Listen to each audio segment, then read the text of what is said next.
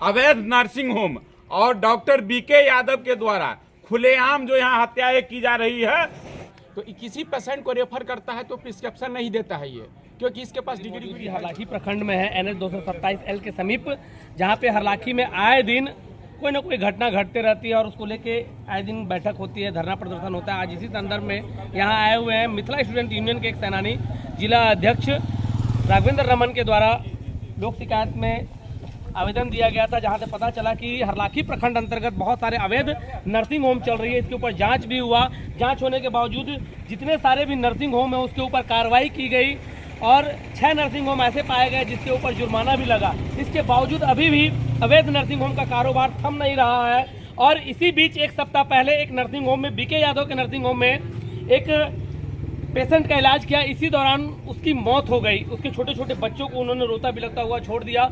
और इसके ऊपर जो ये घटना घटी है, इसका जिम्मेदार कौन है? वो डॉक्टर है या वो पेशेंट है या ये समाज है जिसे पता ही नहीं कि कैसा नर्सिंग होम चल रहा है। और आज इसी को लेकर यहाँ के जो युवा नेता हैं, जिला पार्षद प्रतिनिधि हैं और यहाँ के जो क्षेत्रीय प्रतिनिधि हैं, गरीब की आवाज़ को हमेशा बुलंद करते रहते हैं, चाहे वो NH 227L का मामला हो, चाहे गरीबों की कोई दुख दर्द का मामला हो, चाहे आशाओं के साथ कदम से कदम मिलाने का कार्य हो। विजय मार्शल जी से आज बात करते हैं कि आज यहाँ पे उन्होंने किस चीज़ को लेकर बैठक की है। सर बता पाएंगे? भाई जी, सबसे पहले तो मीडिया के जितने भी कर्मी आए हुए हैं उन लोगों को धन्यवाद, क्योंकि आप समाज के तीसरे पंक्ति के अंग हैं। यदि आप लोग आवाज उठाएंगे तो कहीं ना कहीं जो हरलाखी में अवैध नर्सिंग होम और डॉक्टर बीके यादव के द्वारा खुलेआम जो यहाँ हत्याएं की जा रही है, उसके खिलाफ में हम लोगों ने आज प्रेस कॉन्फ्रेंस किया है। मैं आपको बताता हूँ, मेरे गांव के बगल में है हुसैनी टोल, आज से 15 दिन पहले उसका पेट खोल करके ऑपरेशन करता है, महिला की मौत हो जाती है, बच्चे का भी मौत हो जाता है।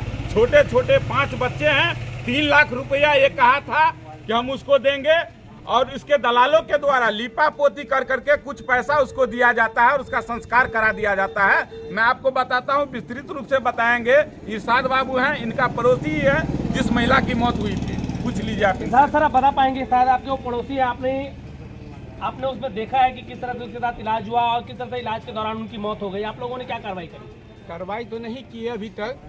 जो परिजन थे उनके, हमको सूचित किया गया 4 बजे कि भाई ऐसी सी बात है कि बीके यादव के यहाँ ऑपरेशन करवा लिए हैं। हम बोले चलो अच्छा है, करवा लिए। तो जब पता चला सुबह 2 बजे में हमको कॉल आया कि जो हम दरभंगा ले जा रहे हैं, बहुत सीरियस हो गया है ये। लेकिन ये पेशेंट जो है यहीं पे इंतकाल हो गया था, यहीं पे उसकी मौत हो गई थी। जब वहाँ DMCH ले जाया गया तो वहाँ इसका प्रिस्क्रिप्शन मांगा कि डॉक्टर का प्रिस्क्रिप्शन दीजिए हमको। तो किसी पेशेंट को रेफर करता है तो प्रिस्क्रिप्शन नहीं देता है ये, क्योंकि इसके पास डिग्री है नहीं। किसी पेशेंट के साथ पुर्जा नहीं देता है कोई, ऐसी बोलता है ले जाओ। और पेशेंट यही मर चुका था और किसी तरह एम्बुलेंस में डाल के उसको DMCH रेफर कर दिया ताकि यहाँ पर हंगामा ना हो। कोई पेशेंट लेने के लिए आवे डेड बॉडी, तो यहाँ हंगामा ना हो। पेशेंट मर चुका था यहीं, यहाँ से एम्बुलेंस से ले गया फास्ट, वहाँ DMCH में गया तो डेड बॉडी उसको करार दे दिया गया। फिर वहाँ से रिटर्न आया तो डेड बॉडी 7 बजे सुबह हम लोग ले गए। फिर वहाँ से हम लोग उस समाज के लोग जो है सो बोले कि भाई ऐसा तो नहीं है, इसको तो मर्डर कर दिया है। और फिर वहाँ से हम लोग 10 लोग आए तो मैनेज करने की कोशिश किया डॉक्टर, तो मैनेज किया। 10 लोग, उसमें कुछ दलाल भी थे, तो आए और मैनेज किए। तो बोला 3 लाख रुपया तक का बात है तो दे देंगे। 1 लाख दे करके उसके बाद टला रहा, अभी तक कुछ का पैसा भी बाकी है। और छोटे छोटे बच्चे बहुत गरीब है, अगर नहीं है तो चलिए हम लोग देख करके उसके बच्चे को भी बात करते हैं। उसका हस्बैंड है, बहुत गरीब लाचार है। और क्या किया? आप लोग जो यहाँ पे बैठक किए हुए हैं, यहाँ पे जो एक आंदोलन की रूपी एक बैठक जो किए हुए हैं, सारे जनप्रतिनिधि मौजूद है आपके साथ, यहाँ के युवा जनप्रतिनिधि मौजूद, जो हर समय मौजूदगी रहती है इनकी हर समस्या में। आप लोगों का इस बैठक का मुख्य उद्देश्य क्या है? मुख्य उद्देश्य है कि यहाँ से डॉक्टर बीके यादव फर्जी डॉक्टर है, उसके पास कोई डिग्री नहीं है।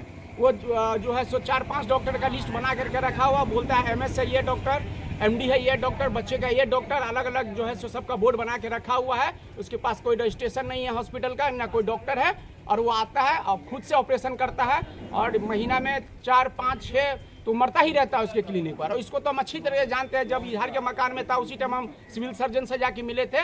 उसके बाद बीके यादव का बोर्ड उठा करके फर्स्ट टाइम हम दिए थे एप्लीकेशन। लेकिन डॉक्टर के साथ कुछ लोगों के द्वारा सुनने को यह भी मिला है कि जो डॉक्टर है वो किसी राजनीतिक विभाग से बिलोंग करते हैं। वो कहते हैं कि हम किसी प्रकोष्ठ के अध्यक्ष, इसके बारे में क्या जानकारी है? जी मालूम है, नेतागिरी भी करते हैं, जरूरत पड़ता है तो नेताओं सबसे मिल करके ही संस्था चलाता है किसी तरह। ये किस प्रकोष्ठ के अध्यक्ष हैं? ये शायद राजद का है। ये राजद के कौन से प्रकोष्ठ के अध्यक्ष हैं?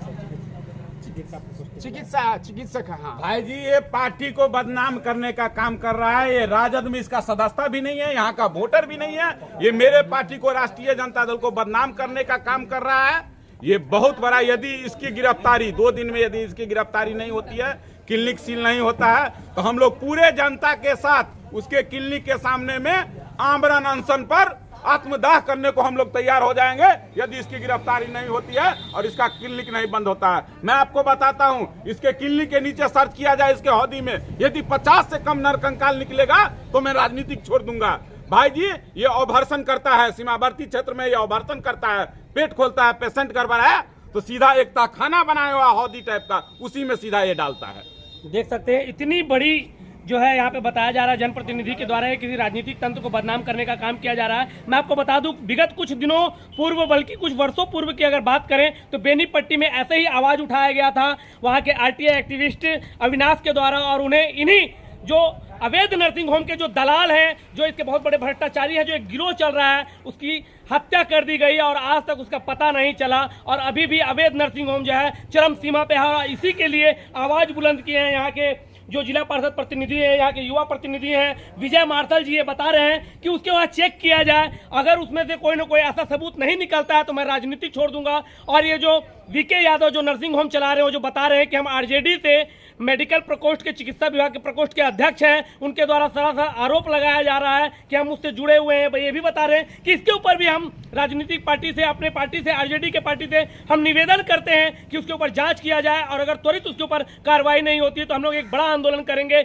हम आत्मदाह करेंगे। ये एक बहुत बड़ी चुनौती बनी हुई है जिला प्रशासन के लिए, यहाँ के प्रखंड प्रशासन के लिए, क्षेत्रीय प्रशासन है कि ये जो जनप्रतिनिधि है विजय मार्शल जी, इनको बराबर फोन पे जान से मारने की धमकी दी जा रही है। और ऐसा ही धमकी बेनीपट्टी में भी मिला हुआ था, लेकिन उस पत्रकार ने, आरटीआई एक्टिविस्ट ने नजरअंदाज किया और उसे जिंदा जला के बोरे में भर के रोड के किनारे फेंक दिया गया। कई दिनों तक आंदोलन चली, प्रशासन ने आश्वासन दिया कि दोषियों के ऊपर कार्रवाई होगी, और फिर से वो फाइल बंद कर दिया गया। तारीख पे तारीख चलता रहा और अभी तक कोई भी नर्सिंग होम पे कोई भी कार्रवाई नहीं हुई, और फिर से नर्सिंग होम का अवैध कारोबार चरम सीमा पे पहुंच गया है।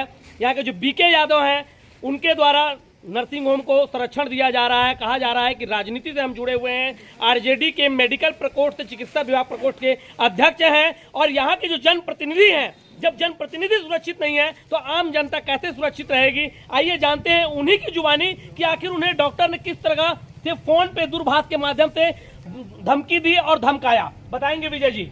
डॉक्टर बीके यादव का कल जब हमने सोशल मीडिया पर उसका कारनामा डाला, उसके हॉस्पिटल में जा करके जो भी था, मैंने पेशेंट से बयान लेकर के जो मैं डाला, इसके बाद डॉक्टर बीके यादव का टेलीफोन आता है और वो कहता है कि मेरे घर पर चढ़ेगा, मेरी हत्या करवा देगा। ये बीके यादव मुझे धमकी दे रहा है। मैं उसको बताना चाहता हूँ, मैं तुमको ईंट से ईंट बजा दूंगा बीके यादव। यदि हमको कुछ हो गया तो हरलाखी का जनता तुमको माफ नहीं करेगा। आपके ऊपर जो ये जो धमकी देने का जो सिलसिला जारी हुआ, आपने इसके बारे में प्रशासन को आवेदन दिया कि नहीं दिया, प्रशासन को जानकारी दी कि नहीं दी? अभी हम दोनों पति पत्नी अभी घर से निकलेंगे, थाना प्रभारी से अभी हम मिलेंगे। इसके बाद कल हमारा कार्यक्रम है, कल एसपी साहब के यहाँ जा करके हम लोग आवेदन देंगे, और यदि इसके यहाँ गुरुवार से पहले इसका यदि क्लिनिक सील नहीं होता है, इसकी यदि गिरफ्तारी नहीं होती है, तो हम लोग पूरे जनता के साथ में इसके क्लिनिक के सामने में आमरण अनशन और आत्मदाह करने का काम करेंगे। गिरफ्तारी के बावजूद अगर आपके जान के ऊपर बनी है, संकट बनी है, तो इसके लिए आपने जिला प्रशासन से क्या अपनी सुरक्षा की मांग करी है? जी, मैं एसपी साहब से सुरक्षा का मैं मांग करता हूं, क्योंकि ये लोग बहुत बड़ा माफिया है। और मैं आपको बताता हूं, बेनीपट्टी इसका हब था, वहीं से सब डॉक्टर भाग करके यहाँ आया है। इसका कोई एड्रेस उड्रेस नहीं है। किसी को कहता है मेरा घर फुलपरास है, किसी को कहता है कि मेरा घर दरभंगा है, और ये हमारी हत्या करवा सकता है। मैं आपको बताता हूँ जिस तरह से इसका है, इसका जो एजेंट है, वो लोग भी माननीय लालू प्रसाद यादव जी का, आप एक मधुबनी जिला से मंत्री आते हैं समीर महासेठ जी का, उनका नाम लेकर के ये बोलता है कि हम लोगों का संरक्षण उस लोग का प्राप्त है। आपने जीप अध्यक्ष जी को इसके बारे में जानकारी दी? जिला पार्षद से आप जुड़े हुए हैं, आप उनके प्रतिनिधित्व करते हैं, क्षेत्र की समस्याओं को उजागर करते हैं, तो जीप अध्यक्ष जी को आपने जानकारी दी कि मेरे ऊपर जान की मुसीबत बनी हुई है? मैं कल माननीय जीप अध्यक्ष से मैं मिला, उनकी बात भी हुई सीएस साहब से, मैंने उनके सारे समस्याओं से मैंने अवगत कराया। मैं आपको बताता हूं, गुलाब यादव जी का भी मधुबनी जिला में आगमन हो चुका है। उन्होंने मुझे फ़ोन किया है, अब फ़ोन करके उन्होंने बोला आज ही आने के लिए, लेकिन मैं कल जाऊंगा। कल जा करके मैं एसपी साहब से मिलता हूं इस सब का गुंडागर्दी बंद करना पड़ेगा, नहीं तो आए दिन आम दिन तक इसकी हत्या करवाना इसके लिए कोई बड़ी बात नहीं है। ये एजेंट पाल करके रखता है, ये चोर डकैत को संरक्षण देता है। अब मैं तो आपको बोला हूं ना कि इसका बिल्डिंग तोड़ करके इसके टंकी का जांच हो, देखिए आप कितना नरकंकाल उसमें से मिलता है।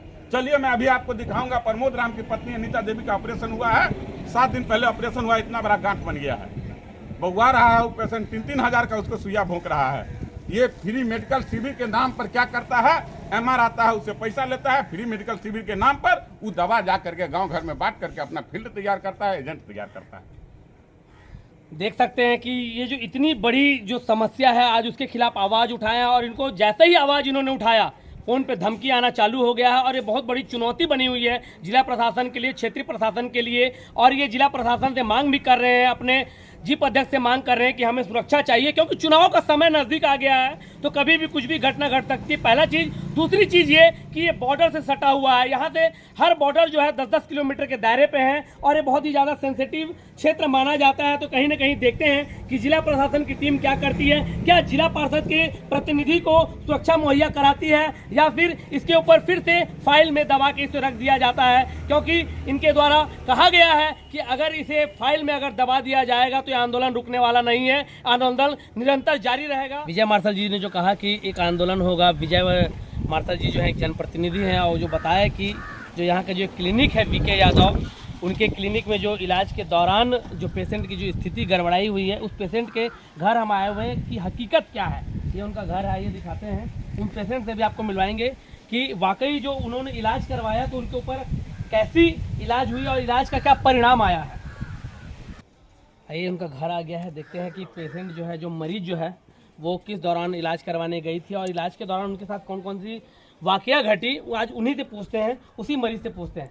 चाची आप गए थे, क्या नाम हुआ आपका? ये अनीता देवी जी हैं। अनीता देवी जी, आप वहाँ इलाज करवाया तो आपके साथ क्या हुआ? ऑपरेशन से आपने फूले, ऑपरेशन जहाँ पे करवाया वहाँ पे सूजन आ रहा है, वो गांठ टाइप का बन गया है। डॉक्टर को फिर बताया नहीं कि वहाँ पे सूजन आ रही है? डॉक्टर क्या बोला? डॉक्टर बोला अल्ट्रासाउंड करा के आइए। अल्ट्रासाउंड करा के आइए। देख सकते हैं कि ऑपरेशन करने के बाद फिर अल्ट्रासाउंड कराने के लिए कहा जा रहा है। ये कैसी तकनीक है? जो डॉक्टर जो कहते हैं कि भगवान होते हैं, भगवान ही जब शैतान बन जाए तो बड़ा दुख होता है कि आखिर विश्वास अब किससे करें। कलयुग का वाकई देखते हैं, ये जनप्रतिनिधि हैं, आमोद राम जी हैं जी। इनकी आप स्थिति देख सकते हैं, ये गरीब आदमी है। कितने रुपए का इंजेक्शन देता है इनको बताएंगे जी? एक इंजेक्शन दिया था 2000 का, एक इंजेक्शन 2000 रुपए का। बाद बाकी 600 वाला इंजेक्शन दिया पानी के साथ, उसके बाद 400 वाला इंजेक्शन, उसके बाद 200 वाला इंजेक्शन। टोटल कितना खर्चा आया पूरे ऑपरेशन में? खर्चा हमको लमसम जो है 60,000 रुपया खर्चा है। 60,000 रुपए अभी तक खर्चा हो गया और अभी भी बोल रहे हैं कि अभी भी इलाज जारी रहेगा। अभी भी कह रहे हैं कि जो गैस का गोला बनता है जी, बस ये एक अल्ट्रासाउंड कराने के बाद बोले कि गैस का गोला है।